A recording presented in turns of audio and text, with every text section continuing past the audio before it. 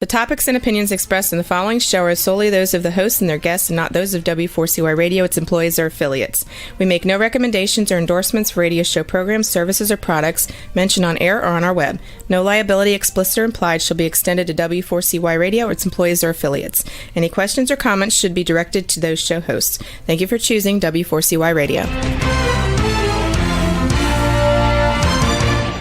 Welcome to the Ask the Expert show on W4CY Radio and Talk4 TV, where we bring you educational information from top local experts in the fields of legal, health, financial, and home improvement. Now sit back and listen to experts in family law, association law, hearing loss, business brokers, home care, along with many other topics. Now here are your hosts, Steve-O and Sophia.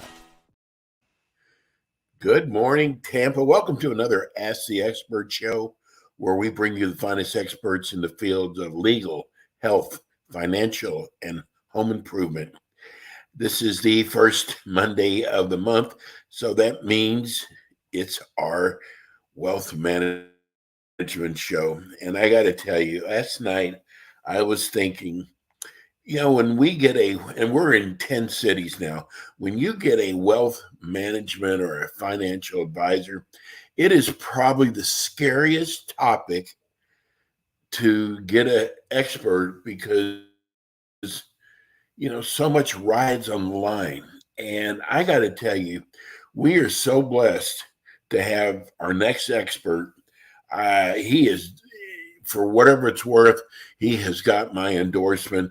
I can sit here and I'm mesmerized just listening to him talk, and you're going to love his show.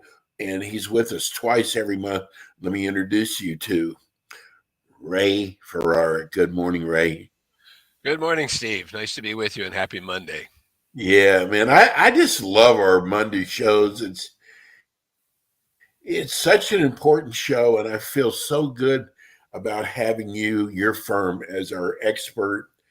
We're just so lucky to have you. And gosh, I'm like amazed by all the new people we're getting on it's daily for us because we're on in so many different markets. So I keep asking you every time you come on, tell us about your company. But there's so many new listeners and viewers, Ray. If you don't mind, tell people about Provise. Sure, and never tire of talking about our firm. Very, very proud of it. I formed your child. It is in many ways. I formed Provise back in August of '86. So this year we are now 37 years old. It was just going to be a sleepy old little one-man band along with a couple of associates, but it's grown into a firm with two offices, one in Tampa in the West Shore area, the other in Clearwater, which is our main office. We've got 31 folks, 14 of whom are financial advisors, all but one of them with their CFP designation, and she will have her CFP designation before the month is over. She's passed the test, and we're just waiting for official word. And we are financial planners first and foremost, but we are managing about $1.7 billion on behalf of our roughly 1,200 clients scattered over 34 states. And I stress the financial planning, Steve, because to us, investment management is a subset of the financial plan.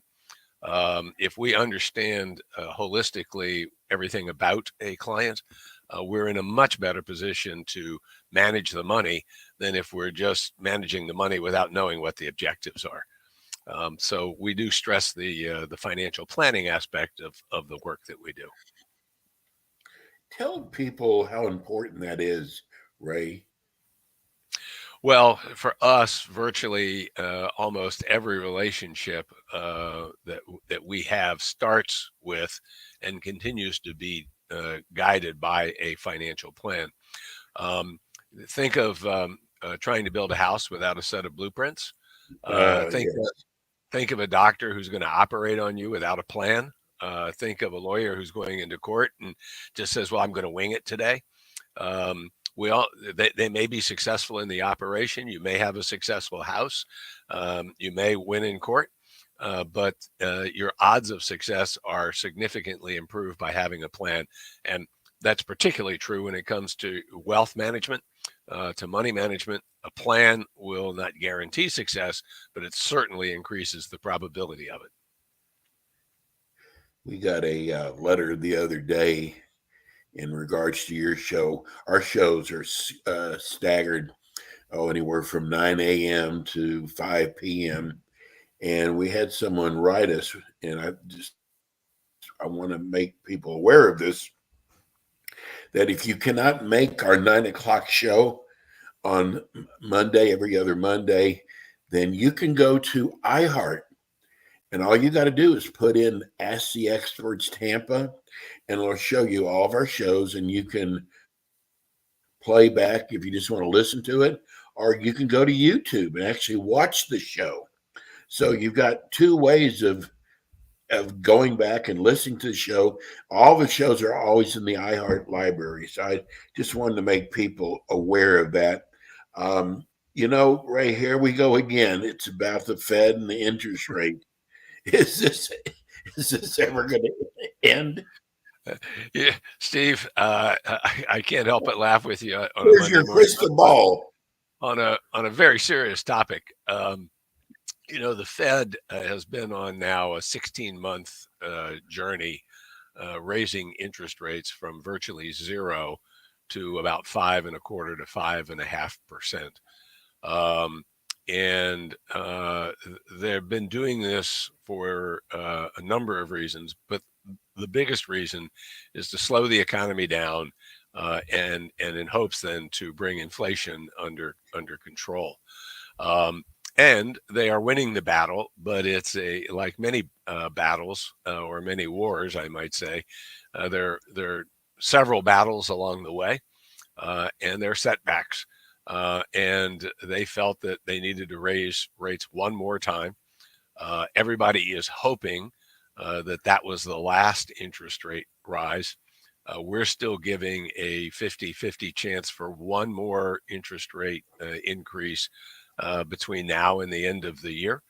And at that point, if they don't stop, I fear that the recession that everybody has predicted and has never occurred. I mean, it's the most anticipated recession in history, and yet it's never happened yet, is going to find itself probably in our lexicon sometime next year in the spring.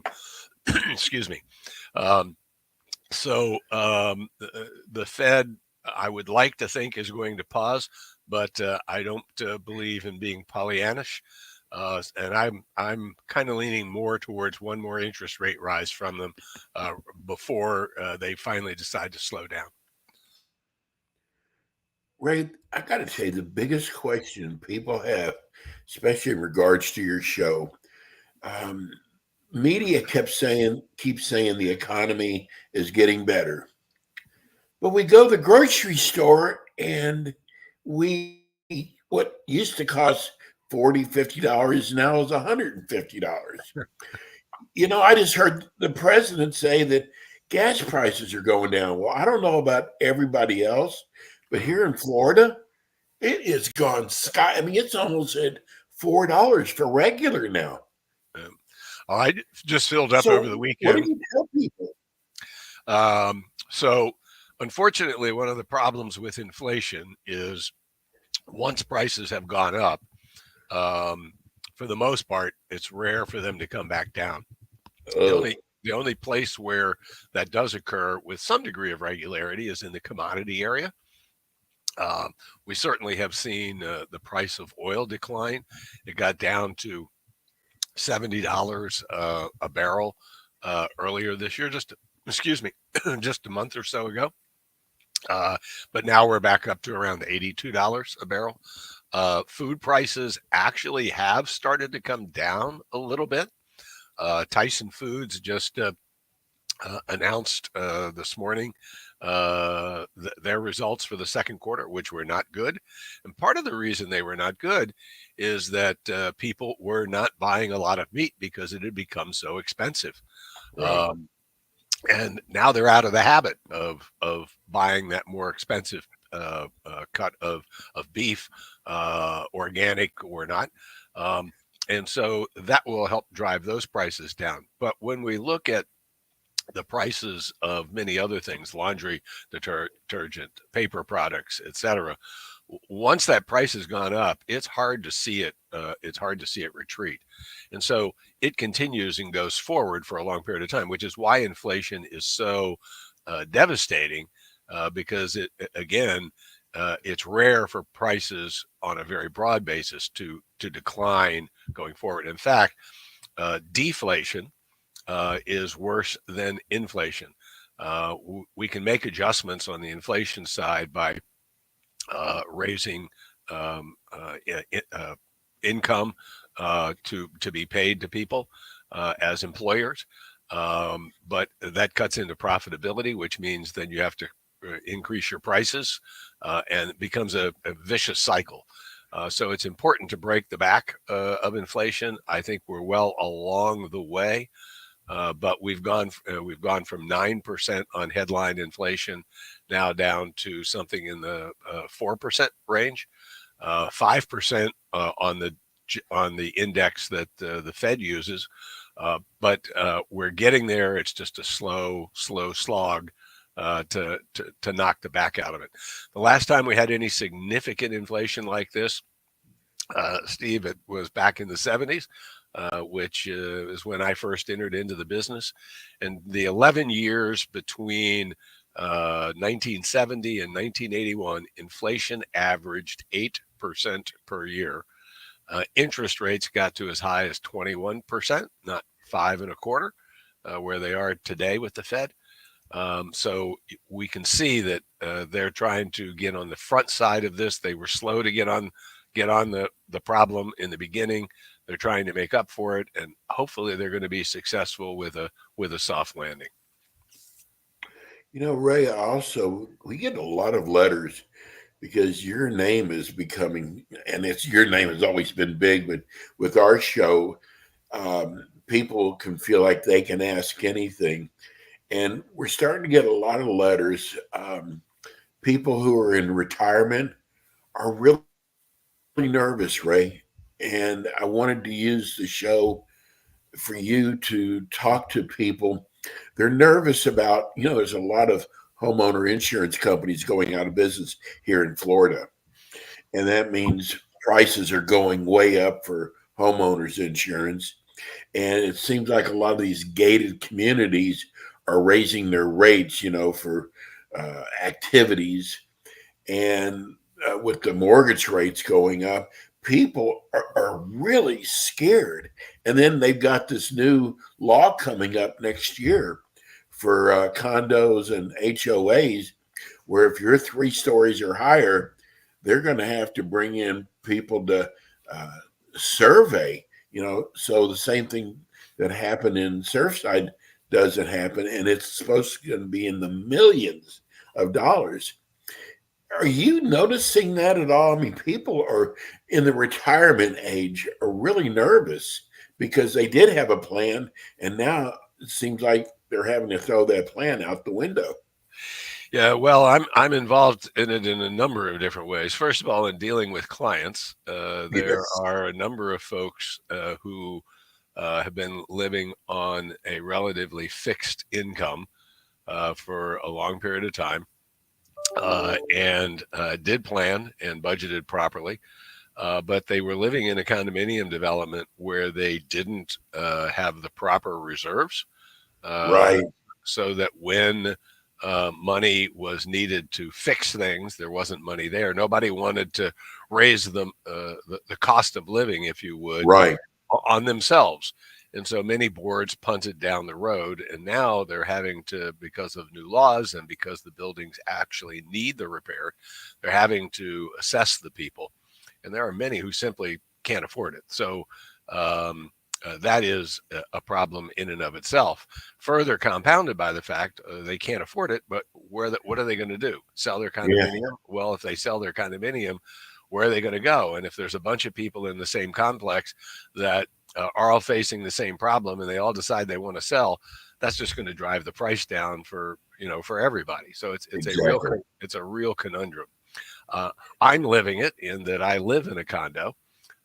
And this is not going to come as a surprise to you, but I happen to be the treasurer of the condominium association, and It should be, right? It should be. and when I went on the board a number of years ago, one of the first things I said is we don't have enough in our reserves. We need to start doing it now, and so we came up with a series of assessments over the last couple of years to make sure that we had adequate reserves. But Right. even with that, and you're talking about the insurance companies. Our condominium is only 22 years old, 23 years old, I guess it is. And we had a perfectly good roof. In fact, the roofer who put the roof on in the first place told me that it's good for another 10, maybe even 15 years. But the insurance company said, nope, it's over 20 years old.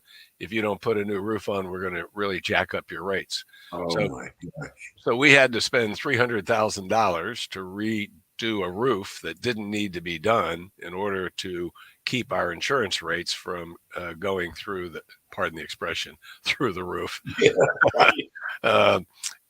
So it is a serious problem. And you speak to these milestone inspections that need to be done. Oh my, Yes. wouldn't it be great to be an engineer right now? And I know, architect or engineer. Oh yeah, my God. you know, They're already saying there's not enough in the state of Florida. And I don't know, do you live in a high rise? we do. It's 8 stories. Oh, so you're going to be part of this then. Oh, absolutely. That's why I said I'm intimately involved with it with clients and even more intimately involved with it myself. So, Well, and it is going to be a problem to get it done.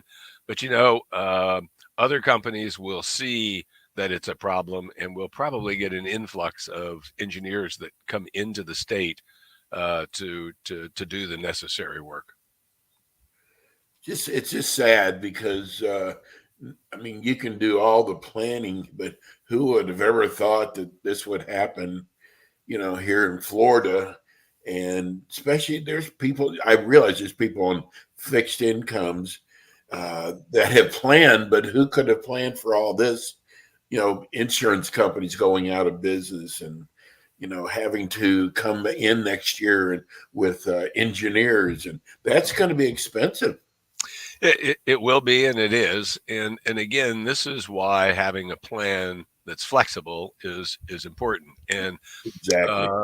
a financial plan is dynamic. It's not something you do once. It's something that needs to be constantly updated because the things that you've just mentioned and many other things happen, and you have to adjust for those. And it's also why when we're doing a financial plan, we try to be as conservative as we possibly can. We're not going to stretch it to say, okay, Steve, it's going to be tight, but you're okay. You can retire. We have to often say, you're just not.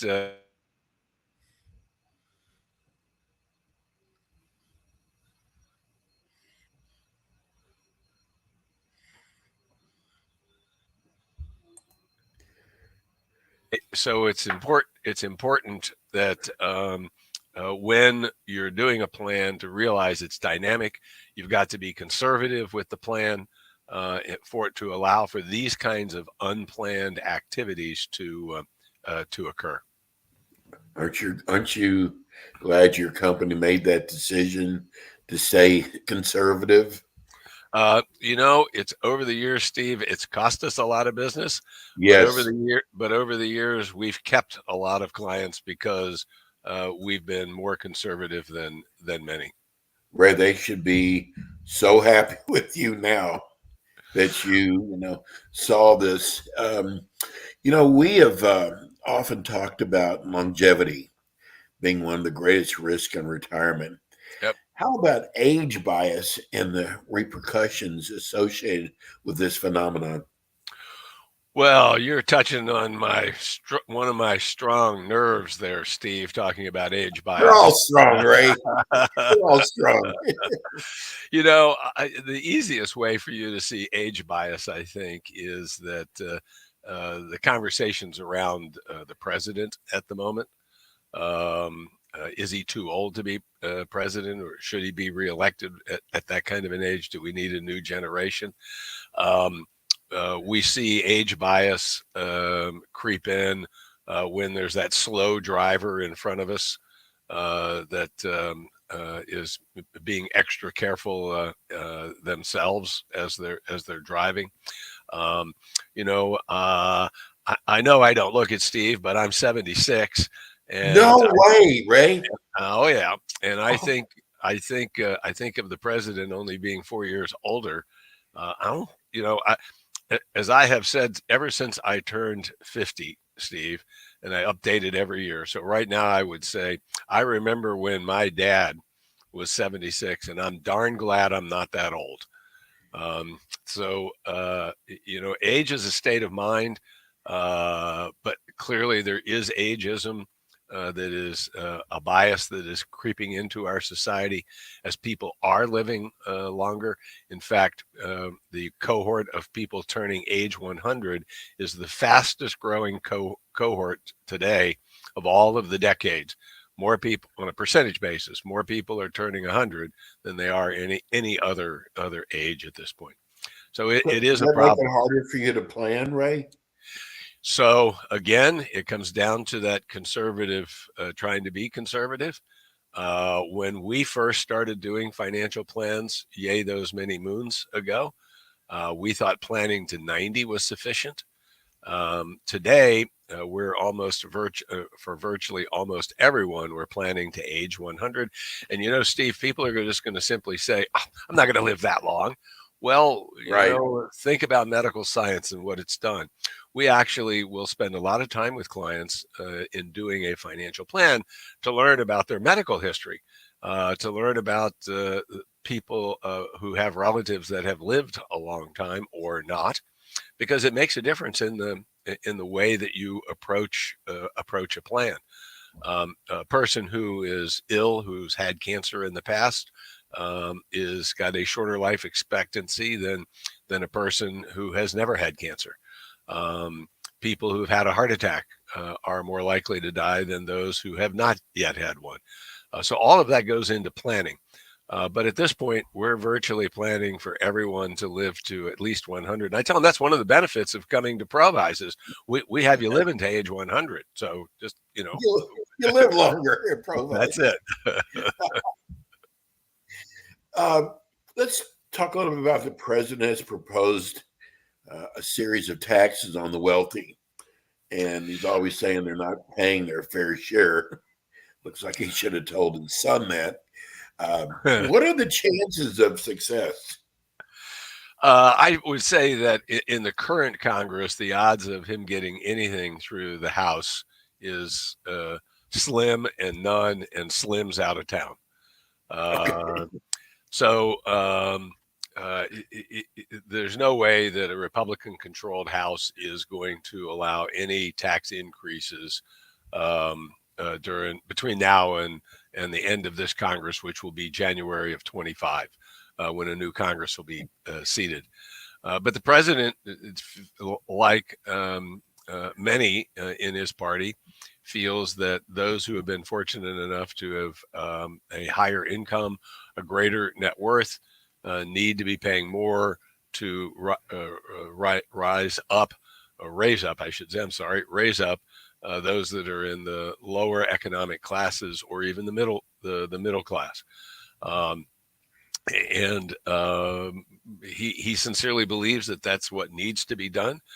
Those that are already paying most of the income taxes are folks that are in the upper 10% of income and net worth, are paying somewhere around 75% of all income taxes, even though they represent less than 10%. So there's an argument on the other side that says, well, at what point is fair? Right. But in terms of right now getting anything through Congress that's going to raise taxes, not going to happen in this Congress. If we get all Democrats in the 24 election, I would say there's a good chance taxes would go up 25, 26. Conversely, if we get all Republicans in the 24, chances are taxes are not going to go up. Perhaps they would even go down. And the fact is, Steve, without trying to get into the politics, there's got to be give and take on both sides. And this can't be demonstrated any place better than with Social Security, which is going to run out of money within the next 10 years. And if they do, benefits will be cut by 20%. And everybody knows the answers that you got to raise more revenue. Right. You got to tax more income. You have to, by taxing more income, you have to cut the expense side, probably raise the minimum age at which you can begin drawing on Social Security, raise the full retirement age, which is currently 67, up to 70. So everybody knows the answers, but nobody wants to raise their hand. And it's going to take a coalition of Republicans and Democrats that are going to come together and come up with a series of a package to address not only Social Security issues but the others that we face. We cannot afford to continue to have the kind of increases in our national debt, $32 trillion and counting, and expect for our economy to be healthy on a long-term basis. Well, I got to tell you, people are very concerned. They wanted to retire, and now they're finding out they can't retire. And those are people who should have used your services with planning. But I don't know, people are just, what we hear on the news and what we feel are just two entirely different things. I know that, we need the revenue to run the country, but what if we do not raise taxes? How's the government going to keep from cutting back benefits? Well, it's got to be a combination, and I would advance the argument that I don't know that you have to cut back benefits as much as you have to cut out waste. Okay. Yes. And if we cut out waste, we can save money, still provide most of the benefits, but there's a sacrifice that has to be done by all of us. I'm not interested in seeing my taxes go up. I feel like I pay more than my fair share, but if we have to raise a little more revenue in order to stabilize our economy so that we can continue to grow it, that entrepreneurs can continue to create great businesses, that technology can continue to advance us, and we have better productivity than we do today. All of those things have to come together, and it's going to take real leadership. And hopefully we will find those leaders on both sides of the aisle that'll somehow come together. And again, it comes back to the planning. I keep stressing planning. Right. Part of the plan is expecting the unexpected, which is inevitably going to happen. And that's one of the reasons why we always offer everybody here to experience the Provise difference in the beginning, a 1-hour complimentary consultation with us. Come in, get to know us. We want doctors who have a good bedside manner. I say you need to have financial advisors with a good tableside manner. I think that you'll find that with us, and we hope that that we can help more than the 1,200 folks that we're working with today in either our Tampa or Clearwater office. And the number has been scrolling across the bottom.